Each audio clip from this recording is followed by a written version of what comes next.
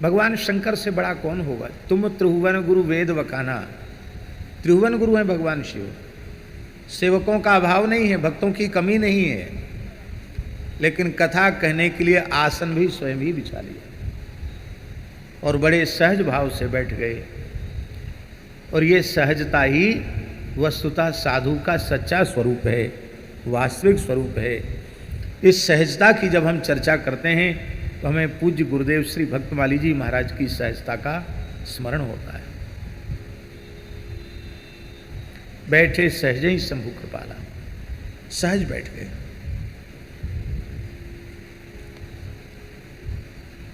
वक्ता को तपस्वी होना चाहिए। और तपस्वी कौन है? बहुत ध्यान से सुने।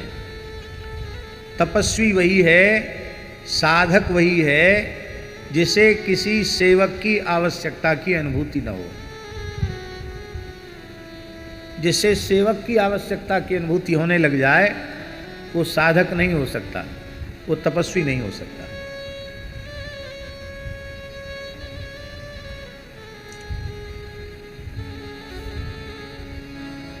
स्वयं दासास तपस्विनः, क्या है? स्वयं दासास तपस्विनः। तपस्वी का कोई दास नहीं होता, तपस्वी स्वयं के ही दास होते हैं। भोगी विलासियों को बहुत दास दासियों की जरूरत पड़ती है, तपस्वियों को दास दासियों की जरूरत नहीं पड़ती। और तपस्वी ने कहीं दास दासी का संग्रह कर लिया तो वो सेवा तो कम करेंगे, समस्या ज़्यादा उत्पन्न करेंगे।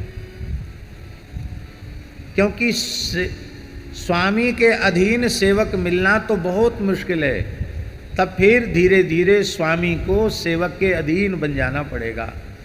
और जितना सेवकों का अधीन होता चला जाएगा उतना लुंज पुंज होता चला जाएगा, उतनी उसकी शक्ति सामर्थ्य घटती चली जाएगी। इसलिए जब तक कि शरीर सर्वथा असक्त अवस्था में न पहुंच जाए तब तक किसी दास दासी की आवश्यकता का अनुभव साधक पुरुष को नहीं होना चाहिए। और जब शरीर उस स्थिति में पहुंचेगा तो जिन भगवान ने शरीर दिया है वही व्यवस्था करेंगे, वही व्यवस्था करेंगे, नहीं वे ही करते हैं।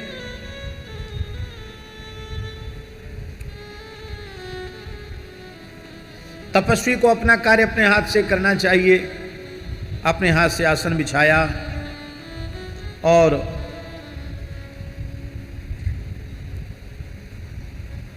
व्याघ्र चर्म के आसन पर क्यों बैठे? वर्तमान समय में तो मृग चर्म, व्याघ्र चर्म प्रतिबंधित हैं, क्योंकि शिकारियों ने निरपराध वन्य जीवों की हत्या करके बहुत बड़ी संख्या में वन्य जीवों का संहार कर डाला है। बहुत कम बचे हैं लोग, बहुत कम जीव बचे हैं। जंगल ही नहीं बचे, जंगल ही नहीं रहे, वन ही नहीं रहे तो वन्य जीव कहां से आए? वन्य जीव भी नहीं। तो वर्तमान के कानून को देख करके तो सर्वथा उचित है कि आप पवित्र ऊन का आसन, कंबल का आसन या सहन हो सके तो कुश का आसन बिछा करके जब पूजा पाठ आदि करें, यही उचित है। किंतु जहाँ प्राचीन मठ मंदिरों में बड़े आचार्य महापुरुषों के प्राचीन मृगचर्म अथवा बाघंबर हैं और गुरुजनों ने उन पर बैठकर जप आदि करने की आज्ञा दे दी है तो उसका प्रयोग किया जा सकता है। अन्यथा किसी प्राणी की हिंसा करके और उससे प्राप्त चर्म आदि का उपयोग नहीं करना चाहिए। हमारे यहाँ तो सिद्धांत पटल में लिखा है, त्यागी तपस्वियों का एक ग्रंथ है सिद्धांत पटल, उसमें लिखा है अपनी खाल का मरम न जाने, दूजी खाल ले तरें बिछावे, ऐसा डूबे थाह न पावे। पे अपनी खाल का मर्म तो समझो, फिर किसी दूसरे प्राणी की। किंतु हमारे यहाँ शास्त्रों में किस आसन पर बैठकर जप करने से किस प्रकार के फल की प्राप्ति होती है ऐसा लिखा है। कुशासने भवेत आयु, कुश के आसन पर बैठकर जो जप करते हैं उनकी आयु की वृद्धि होती है। मोक्षः स्यात् व्याघ्र चर्मणि,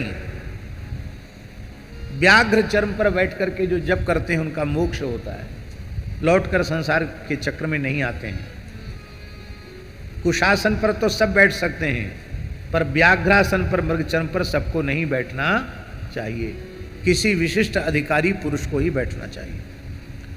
अजिने सर्व सिद्धि स्यात्, अजिन माने होता है मृगचर्म, मृगचर्म पर बैठकर जप करने से समस्त सिद्धियां होती हैं। और कंबले सिद्धिरुत्तमा, ऊन के आसन पर बैठकर जप करने से, कंबल पर बैठकर जप करने से सिद्धिरुत्तमा। कंबल का अर्थ ये सिंथेटिक कंबल नहीं,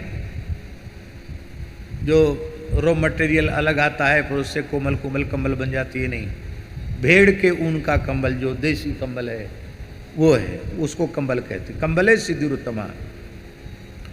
बहुत से लोग सूती कपड़ा बिछाकर जप करते हैं। हमारे धर्म शास्त्र में सूती कपड़ा बिछा करके जप करने को निषेध किया गया। वस्त्रासनेषु दारिद्र्यम, जो कपड़ा उलट पलट कर बिछा करके जप करते हैं, पाठ करते हैं, उपासना करते हैं, उनको दरिद्रता प्राप्त होती है। एक वर्ग विशेष है, वो कपड़ा बिछा करके करता है, अपना चादर कहीं बिछाया, वहीं अपनी इबादत करने लगे, तो वहाँ कंबल अंबल नहीं होता है, कपड़ा ही होता है। उस कपड़े पर उपासना करने से दरिद्रता आती है। दरिद्रता का अर्थ केवल गरीबी नहीं है, दरिद्रता का अर्थ है दुर्गुण, दुख, दुर्भाग्य, ये सब दरिद्रता के ही लक्षण है। दैवी गुणों से युक्त न होना, इसी का नाम है दरिद्र होना। आसुरी स्वभाव होना, इसी का नाम है दरिद्र होना। धनहीन होने का अर्थ दरिद्र होना नहीं है। राक्षसों के पास संपत्ति नहीं थी क्या?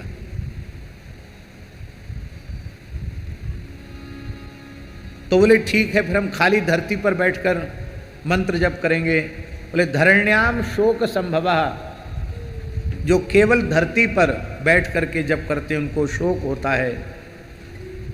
केवल पत्थर पर बैठकर जप करते हैं, शिलायांच भवेद व्याधि,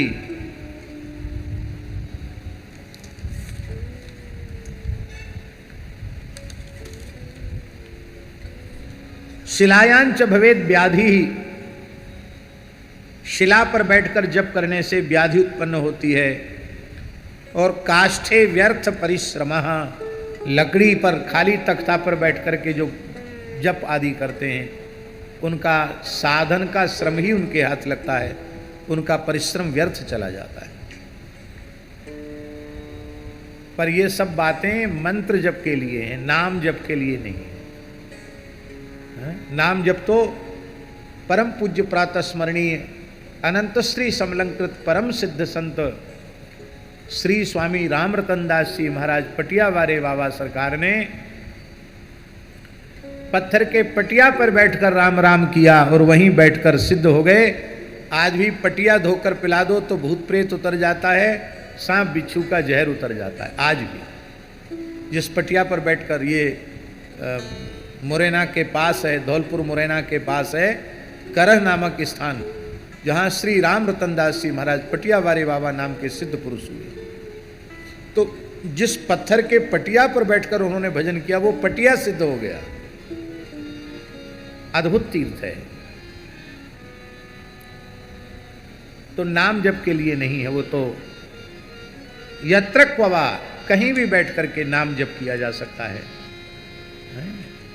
नाम जप में विधि का आग्रह नहीं है, पर मंत्र जप में विधि का आग्रह है। लेकिन नाम जप में भी आपको उत्तम आसन यदि उपलब्ध है तो अच्छी बात है, उत्तम आसन में जप करना चाहिए।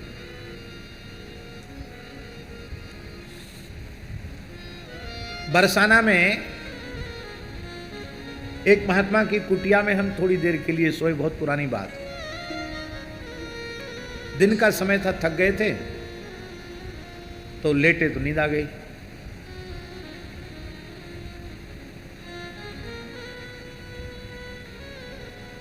तो महात्मा का आसन तो हमने अलग कर दिया था, नीचे ही आसन बिछा था, आसन तो अलग कर दिया था। यद्यपि उन्होंने इसलिए कहा था कि इसी पे लेट जाओ, पर संत का आसन है, क्यों उस पर हम बैठें, छोटी सी जगह है। तो आसन को मोड़ के रख दिया और अपना गमछा बिछाकर उसी ही सो गए। जैसी नींद लगी तो भोले बाबा की इतने ही लीलाएं, इतने मंगलमय स्वरूपों का, शिव जी का दर्शन क्या कहें। तो उठने के बाद मैंने कहा महाराज, तो भोले बाबा की बड़ी झांकियां मिल रही थी, एक से एक विलक्षण लीलाओं का दर्शन। तो उन्होंने कहा महाराज जी, राम जी के चरणों में अनुराग प्राप्त हो, इसके लिए कुछ समय से हम शिव नाम का जप कर रहे हैं यहाँ बैठकर। बोले मैंने किसी को नहीं बताया, लेकिन आपको अनुभूति हो गई, इसलिए मैं निवेदन कर रहा हूँ पंडित जी कि हम कुछ महीनों से शिव नाम का जप कर रहे हैं, श्री सीताराम जी के चरणों में प्रेम हो जाए, इसके लिए हम निवेदन ये करना चाहते हैं कि साधक जहाँ बैठकर जप करता है उस स्थल का ऐसा दिव्य प्रभाव हो जाता है, उस भूमि में वो दिव्यता आ जाती है, भजन के परमाणु प्रविष्ट हो जाते हैं। इसलिए अपने साधना कक्ष में सबको प्रवेश नहीं देना चाहिए, और अपने भजन के आसन पर भी सबको नहीं बिठाना चाहिए। सबको क्या, किसी को नहीं बिठाना चाहिए। अपने पूज्य जन आ जाएं तो बात अलग है, अन्यथा अपने भजन के आसन को एकदम सुरक्षित रखना चाहिए। बोलो भक्तवत्सल भगवान की। आप कहेंगे प्रमाण कहाँ लिखे हैं आसन के बारे में? स्मृतियों में बहुत प्रमाण हैं। ये जो श्लोक उद्धृत हमने किए हैं, ये अगस्त्य संहिता के श्लोक। कुशासने भवेदायु मोक्षस्याद्व्याघ्र चरमणि अजिने सर्व सिद्धि स्यात् कंबले सिद्धिरुत्तमा वस्त्रासने सुदारिद्र्यं धरण्यां शोक संभवः शिलायां च भवेद् व्याधि काष्ठे व्यर्थ परिश्रमः।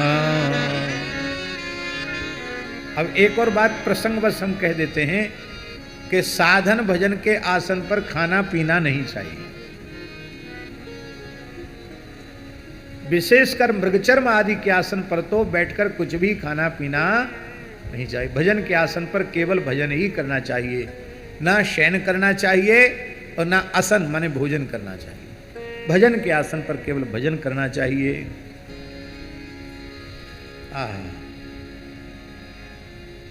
वक्ता में बनावटीपन नहीं होना चाहिए, आडंबर नहीं होना चाहिए, वक्ता को तपस्वी होना चाहिए। ये शंकर जी अपने चरित्र के माध्यम से दिखा रहे हैं। अपने आप अपना आसन बिछा लिया, कोई आडंबर नहीं। आओ भैया तबला वाले आओ, हारमोनियम वाले आओ, शहनाई वाले आओ, और कौन कौन से बाजे वाले आओ, किसी की अपेक्षा नहीं, किसी की प्रतीक्षा नहीं। स्वयं आसन बिछा लिया, स्वयं बैठ गए, और बैठ करके कैसी शोभा हो रही है भगवान शिव की। काम रिपु, भगवान शंकर का नाम क्या है? काम रिपु।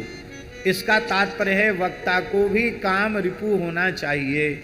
काम रिपु का अर्थ है कामनाओं का विरोधी, अर्थात वक्ता को अत्यंत निष्काम होना चाहिए। इसी को भागवत जी के महात्म्य में कहा गया, वक्ता कार्योति निष्पृहा। अत्यंत निष्पृह माने निष्काम वक्ता होना चाहिए। काम रिपु, काम का है रिपु जो।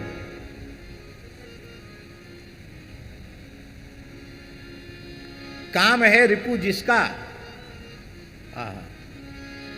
ऐसे लगता है भगवान शिव के रूप में मानो मूर्तिमंत शांतरस विराजमान है। शांतरस जैसे का अर्थ है मनमोहन शरण जी कि वक्ता को क्षोभ रहित होना चाहिए।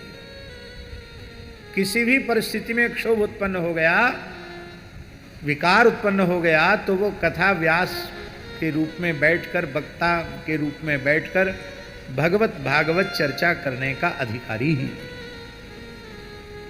वक्ता को सदा शांत रस में प्रतिष्ठित रहना चाहिए। स्वयं शांत रस में प्रतिष्ठित होगा तब तो सबकी अशांति को दूर कर पाएगा, और स्वयं ही उद्विग्न है तो सब में शांति की प्रतिष्ठा कैसे कर पाएगा। निर्विघ्न वक्ता होना चाहिए, शांत स्वभाव वाला वक्ता होना चाहिए। भगवती जगदम्बा पार्वती ने देखा कि अब समय बहुत अनुकूल है, भगवान शिव बहुत सुंदर शांत प्रसन्न मुखमुद्रा में विराजमान हैं, तो अब अनुकूल अवसर देखकर मुझे उनके चरणों में बैठकर कुछ आध्यात्मिक जिज्ञासा करनी चाहिए। आकर बैठ गए। जिज्ञासु के मुख पर जिज्ञासा का भाव सूचित हो जाता है। जिज्ञासा समझते हैं किसको कहते हैं? जिज्ञासा, ज्ञातुम इच्छा, जानने की इच्छा का नाम है जिज्ञासा। ये कुछ पूछने आया है, ये व्यक्ति के मुख को देख करके पता चल जाता है। जिज्ञासा किसके मन में उत्पन्न हुई है? किसके मन में जगी है जिज्ञासा? पार्वती के मन में नहीं, शैल कुमारी के मन में। शैल कुमारी के मन में जिज्ञासा जगी है। शैल जो है वो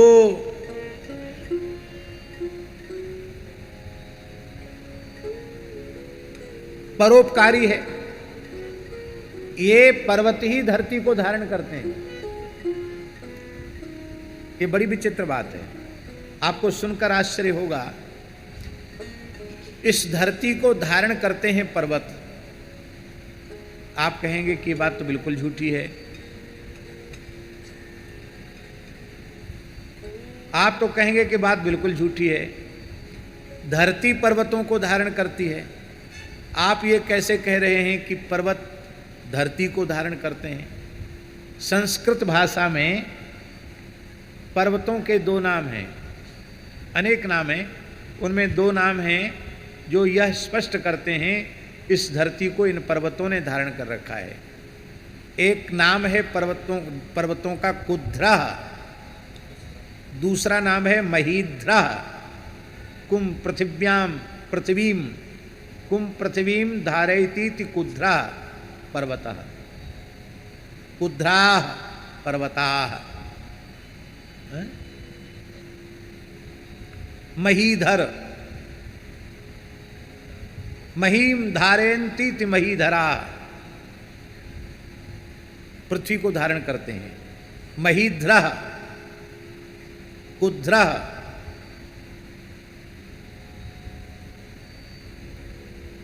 इतनी बड़ी धरती का बैलेंस बना के रखना, वो ऐसी वैसी न हो जाए, जल्दी उलट पुलट न हो जाए, इसके लिए इस धरती का बैलेंस बनाकर रखते हैं पहाड़। इसलिए प्रकृति में पर्वत बहुत उपयोगी है। आज पर्वतों का जो बहुत बड़ी मात्रा में विनाश हो रहा है, वो सारी सृष्टि के विनाश का सूचक है। पर्वत आप नए नहीं बना सकते हैं, बना सकते हैं नहीं पर्वत। एक पहाड़ को आप नष्ट कर देंगे, क्या नया पहाड़ बना सकते हैं? नया पहाड़ जो आप बनाएंगे वो कृत्रिम होगा, और कृत्रिम वस्तु तो कृत्रिम ही होती है। नकली माने नकली। प्रकृति का संतुलन, धरती का संतुलन बनाकर रखते हैं पहाड़, इसलिए उनको महीद्र और कुद्र कहते हैं। अविचल भाव से पर्वत रहते हैं, तो अविचल श्रद्धा का प्रतीक हैं भगवती पार्वती। इसलिए गोस्वामी जी ने कहा, कथा जो सकल लोक हितकारी, सोई पूछन चह शैल कुमारी। वही कथा शैल कुमारी पूछना चाहती हैं।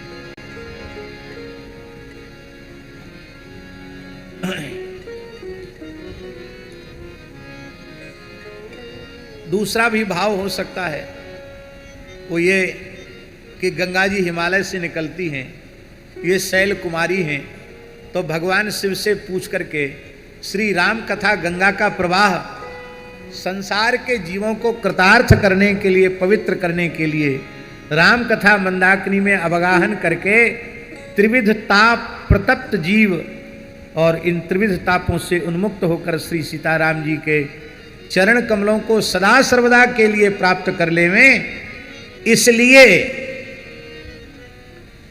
वे प्रश्न कर रही हैं। भगवती जगदम्बा पार्वती के प्रश्न बड़े सरल और सहज हैं। वे कहते हैं कि हे विश्वनाथ, जिनको समस्त ऋषि मुनि अनादि ब्रह्म कहते हैं, जिनकी कीर्ति को शेष शारदा वेद पुराण गाते हैं, और तुम पुनि राम राम दिन राति सादर जपहु अनंग अराती, आप भी अहरनिश बड़े आदर पूर्वक राम राम राम राम राम राम राम राम जपते हैं। वो श्री राम चक्रवर्ती नरेंद्र दशरथ जी के पुत्र राम जी वही राम जी हैं, अथवा अजन्मा निर्गुण अलख गति वाले दशरथ नंदन से पृथक कोई भिन्न राम जी हैं क्या? हे भगवान, पूर्व जन्म में भी मुझे संशय हुआ था कि दशरथ नंदन हैं, ये परब्रह्म नहीं हो सकते हैं, और उस भ्रम ने मुझे यहाँ तक पहुँचा दिया, और ये भ्रम बना रहेगा तो मेरी दुर्गति होती रहेगी।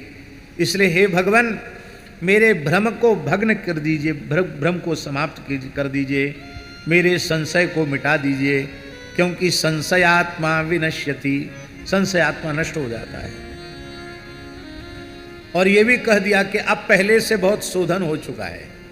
पहले तो मैं किसी भी प्रकार से राम जी को सच्चिदानंद घन परमात्मा मानने के लिए राजी ही नहीं थी, पर परीक्षा लेने का नाटक हुआ और 14 प्रश्नों का उत्तर ही संपूर्ण श्री राम कथा है। 14 प्रश्न किए हैं। इन प्रश्नों में संपूर्ण राम कथा प्रतिष्ठित है।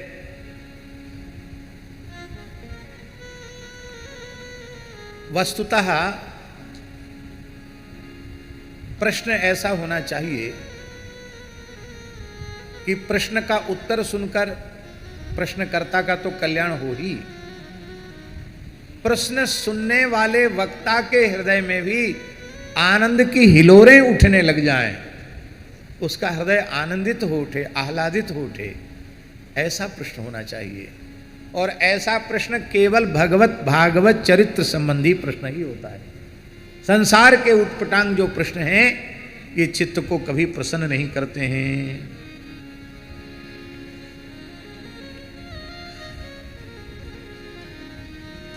प्रश्न उमा के सहज सुहाई, छल विहीन सुनि शिव मन भाई, हरि ही राम चरित सब आए, प्रेम पुलक लोचन जल छाए, श्री रघुनाथ रूप उर आवा, परमानंद अमित सुख पावा।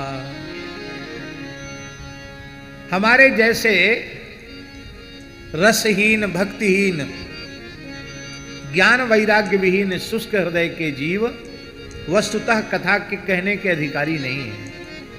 कथा के अधिकारी कैसे, वक्ता कैसा होना चाहिए, ये भगवान शिव बता रहे हैं।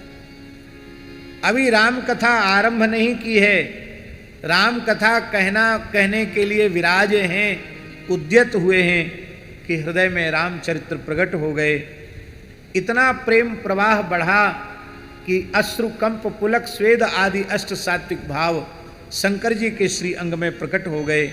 उनके नेत्रों से प्रेमाश्रुधार बह चली, सहसा नेत्र बंद हो गए और श्री रघुनाथ जी का मंगलमय स्वरूप श्री भोले बाबा के हृदय सिंहासन पर प्रकट हो गया और वे उसमें बहुत आनंद सिंधु में डूब गए। 2 दंड तक वे उस ध्यान में ही डूबे रहे और इसके बाद उन्होंने जैसे तैसे अपने मन को बटोर करके तब श्री राम कथा कहना आरंभ किया। मगन ध्यान रस दंड जुग, पुनि मन बाहिर कीन, रघुपति चरित महेश तब हर्षित बरणे लीन।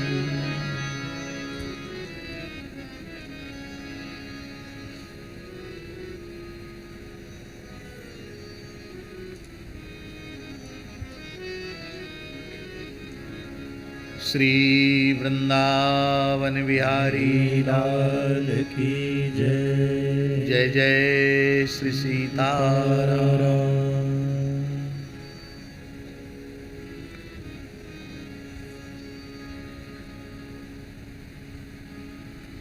जैसे वक्ता का एक स्तर होता है, ऐसे ही श्रोताओं का भी एक स्तर होता है। और मोहनदास जी महाराज श्रोताओं के स्तर का निर्माण वक्ताओं के द्वारा होता है। जैसे हम बहुत विनम्रता से निवेदन कर रहे हैं, पूज्य बक्सर वाले मामा जी की वाणी जिसने सुनी है, पूज्य पंडित श्री जगन्नाथ प्रसाद भक्तमाली जी की वाणी जिसने सुनी है, पूज्य गुरुदेव भक्तमाली जी की वाणी जिसने सुनी है, परम श्रद्धेय रामायणी श्री रामेश्वर दास जी की वाणी जिसने सुनी है, जिन्होंने रघुवीर मंदिर में परम पूज्य सदगुरुदेव भगवान श्री रणछोड़ दास जी महाराज की चरण सन्निधि में लगभग 7 वर्षों तक लगातार राम कथा सुनाई। श्री रामेश्वर दास जी रामायणी जी, जो बाद में फिर श्री सुदामा कुटी में विराजे, फिर गिरिराज जी में रामायणी कुटी में विराजे। लगभग 7 वर्ष तक लगातार रघुवीर मंदिर में विराजमान होकर के संतों को पूज्य श्री रामायणी जी महाराज ने कथा सुनाई है। तो इन महापुरुषों की कहने का अर्थ 3 ही नहीं, इस कोटि के जो महापुरुष हैं, इनकी वाणी सुनने के बाद और फिर इनकी वाणी समझ में आने लग जाए, रस आने लग जाए, फिर जैसे तैसे की बात फिर अच्छी नहीं लगती। भारतवर्ष के एक बहुत बड़े प्रसिद्ध विद्वान वक्ता गीता वाटिका गोरखपुर में विराजे। विलक्षण प्रतिभा, विलक्षण मेधा के धनी, आश्चर्यचकित कर देने वाला वक्तव्य, और जितने साधक वर्ग के लोग थे वो सब बड़ी श्रद्धा पूर्वक माला झोली लेकर के सब बैठे वहां कथा सुनने। इसके बाद धीरे धीरे उठने का क्रम शुरू हुआ। बंकाजी उठे, फिर अमुक उठे, फिर तमुक उठे। उठते उठते धीरे धीरे जो पुराने साधक थे सब उठ के चले गए। आम जनता बैठी रही। विशिष्ट जो श्रोता थे वे उठ के चले गए। क्यों चले गए? लोगों ने कहा इतने बड़े वक्ता आपके स्थान में बैठकर कथा कह रहे हैं, आप लोग अपने अपने कमरे में चले गए, क्या बात है? तो उन्होंने कहा हमने पूज्य सेठ जी को सुना है, सेठ श्री जयदयाल गोयनका जी को सुना है, हमने परम श्रद्धेय भाई श्री हनुमान प्रसाद पोद्दार जी को सुना है, हमने परम श्रद्धेय स्वामी रामसुखदास जी को सुना है, और हमने पूज्य श्री राधा बाबा को भी सुना है। तो हम लोग जैसी तैसी बात नहीं सुन सकते, खंडन मंडन नहीं सुन सकते। हम लोग कथा तो अच्छी थी, पर खंडन मंडन बहुत ज़्यादा था, उठ के चले गए। यह बात गीता वाटिका के लोगों ने स्वयं ही मुझे बताई।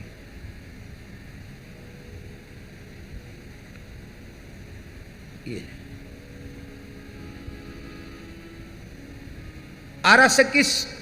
अरसिक श्रोता नहीं होना चाहिए, रसिक श्रोता होना चाहिए, प्रेमी श्रोता होना चाहिए। हम बोले चले जा रहे हैं, आप ध्यान से सुन ही नहीं रहे हैं।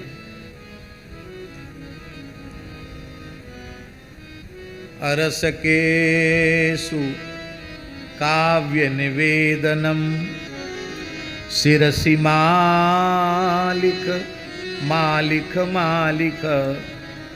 किसी संस्कृत के कवि ने कहा कि हे विधाता, चाहे जो कुछ दुख दुर्भाग्य हमारे ललाट पर लिख देना, पर जो रसिक नहीं है, प्रेमी नहीं है, उनके बीच में बैठकर मुझे काव्य चर्चा करनी पड़े, ऐसा दुर्भाग्य मेरे ललाट पर कभी मत लिखना।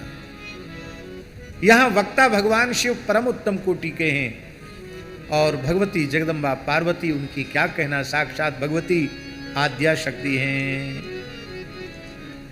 पहले शंकर जी ने इष्ट वंदना की, और इष्ट वंदना करके वंदना के बाद, स्मरण के बाद, वंदना के बाद फिर कथा कहना आरंभ किया। राम बंदौ बाल रूप सोई रामू रामा, राम सब सिद्धि सुलभ जपत जिसु नामू रामा। राम बंदौ बाल रूप सोई रामू रामा, राम सब सिद्धि सुलभ जपत जिसु नामू रामा। मंगल भवन अमंगल हारी रामा, रामा मंगल भवन अमंगल हारी रामा। रामा द्रवहु सो दशरथ अजिर बिहारी रामा, रामा द्रवहु सो दशरथ अजिर बिहारी रामा। रामा करि प्रणाम राम ही त्रिपुरारी रामा, रामा हरषि सुधा सम गिरा उचारी रामा। रामा करि प्रणाम राम ही त्रिपुरारी रामा, रामा हरषि सुधा सम गिरा उचारी रामा।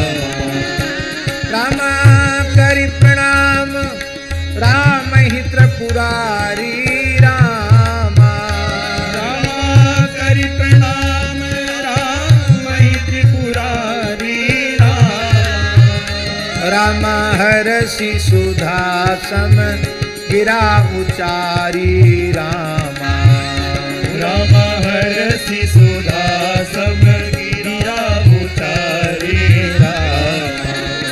रामा धन्य धन्य गिरिराज कुमारी रामा, रामा तुम समान नहीं को उपकारी रामा। रामा धन्य धन्य गिरिराज कुमारी रामा, रामा तुम समान नहीं को उपकारी रामा। रामा पूछे रघुपति कथा प्रसंगा रामा, रामा पूछे रघुपति कथा प्रसंगा रामा। रामा सकल लोक जग पावनी गंगा रामा, रामा सकल लोक जग पावनी गंगा रामा।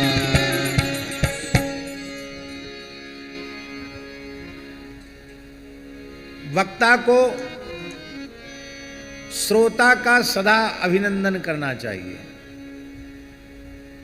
केवल वक्ता का ही श्रोताओं पर उपकार नहीं है, श्रोताओं का भी वक्ता के ऊपर बहुत बड़ा उपकार है। आप सौभाग्य भगवत गुणगान का हमें न देते तो हो सकता जैसा हमारा अपने जीवन का शेष समय प्रमाद में जा रहा है, हम अपने एक एक मूल्यवान क्षण को नष्ट करते चले जा रहे हैं। हो सकता है ये जो समय सार्थक हो रहा है 3-4 घंटे का, ये समय भी हमारा व्यर्थ नष्ट हो जाता है।